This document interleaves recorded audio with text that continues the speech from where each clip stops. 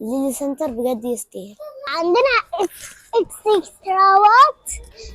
عندنا اي واحدة ممكن انا بجري. تعمل تنظيف واسع وتاخد كل طلباتها، وممكن تلعب مع القطة شوية وتمشي. تعالى اوريك.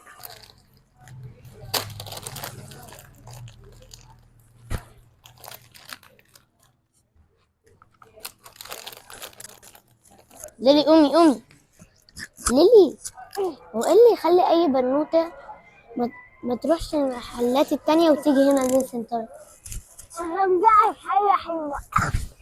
احنا عندنا ميك اب حلوة قوي، عندنا حاجات مميزة، والناس بتيجي عندنا تشتري حاجات حلوة قوي، تشتري بتاع رموش وتشتري ميك اب. عندنا اكستراوات وعندنا شعر وبس.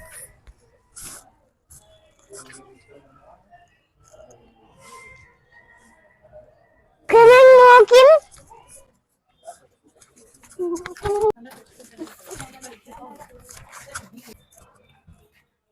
حلو قوي يا ليلي.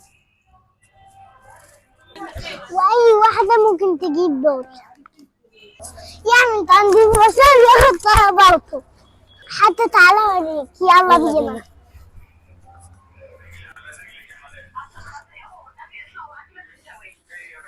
تعالى اوريك. انا شفت المكان كله بجد. ليلي سنتر يستاهل ان انت تاخدي القرار وتيجي تزوريه في اسرع وقت ممكن.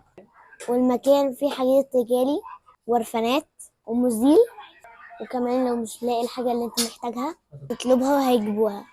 ليلي سنتر بجد يستاهل.